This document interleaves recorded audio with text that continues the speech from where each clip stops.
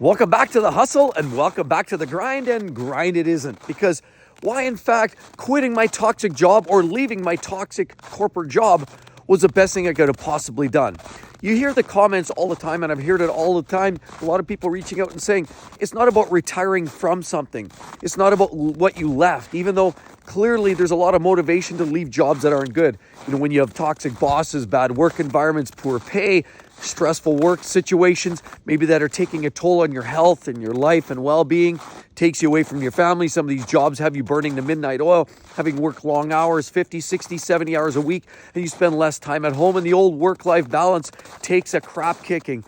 But unfortunately, those situations create what we consider often toxic work environments. You know, environments where people are always climbing on each other's fingers to get ahead, to try to climb the corporate ladder and make themselves look better than the person beside them.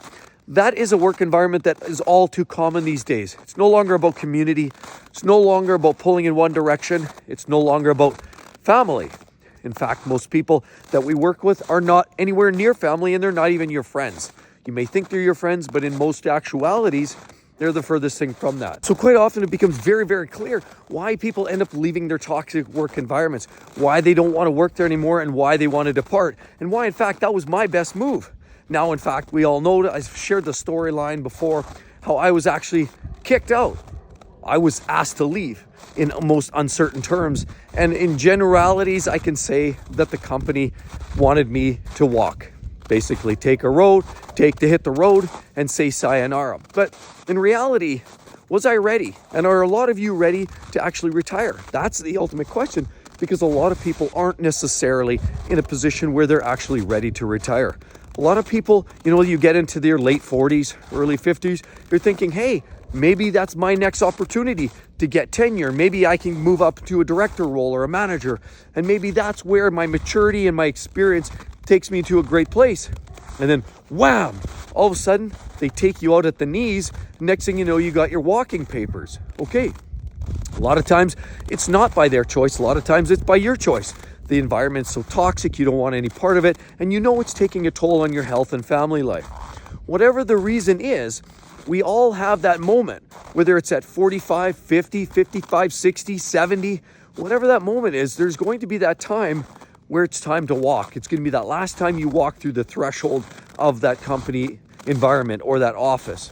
And you know what? Normally I would say, sadly, that's the day. But in my case, it was joyous and it was very joyful. And while I had conversations, with my wife as well with this, we knew the day was coming. We knew the writing was on the wall. I felt like I no longer really fit in. I felt like basically a square block in a round hole, or vice versa.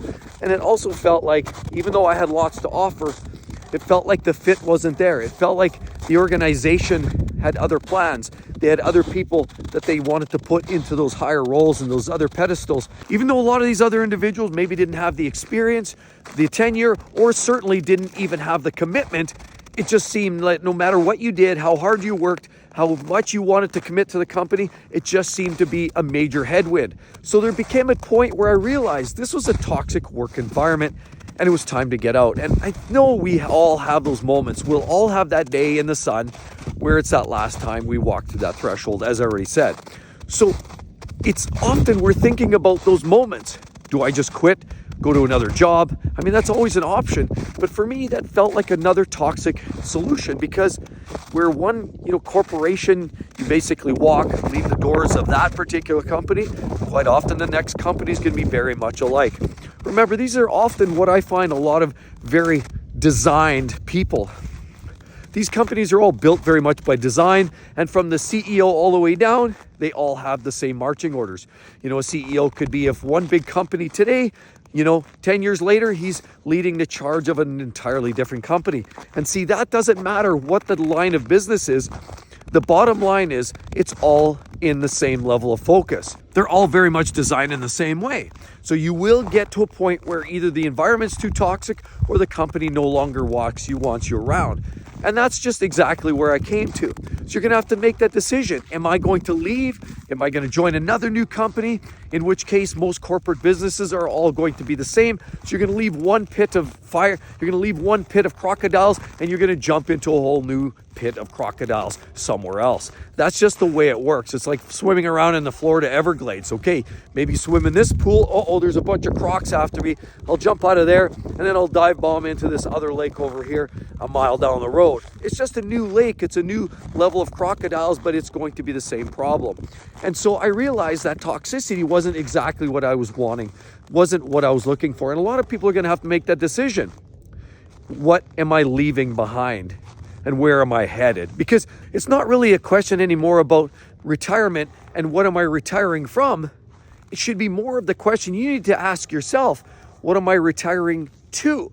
See, because the idea of retiring and then not having anything to do after the fact usually leaves you very hollow if you're not planning for it. I've already talked about this in many videos where a lot of people do that and they don't have a plan, they don't have the money, they don't know what they're going to do, they get bored, and then they go back to work shortly thereafter. That's a sad state of affairs when I see so many people do that. I know my old man did that. He retired, then eventually got a little bored, played some golf for a couple years, and ended up going back to work.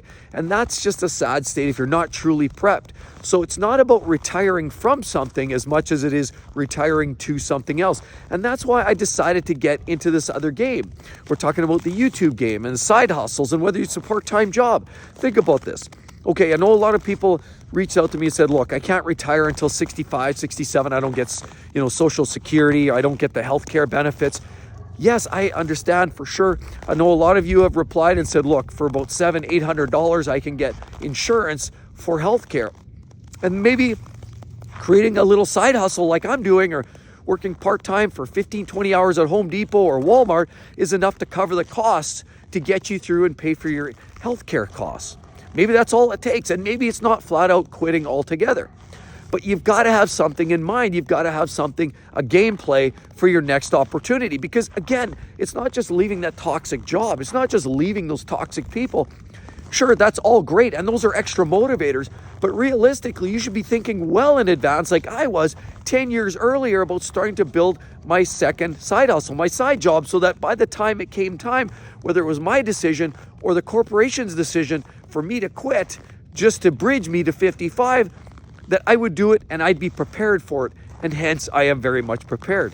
I have the healthcare coverage costs. I make enough money just to cover, the food and just keep basic minimum on the table and to live the day-to-day costs. And that's all you have to do is think about not where you're leaving, but where you're headed. Hope to see each and every one of you on the next one. Love to hear your thoughts on this whole topic. Catch you on the flip side. See you soon. Bye-bye.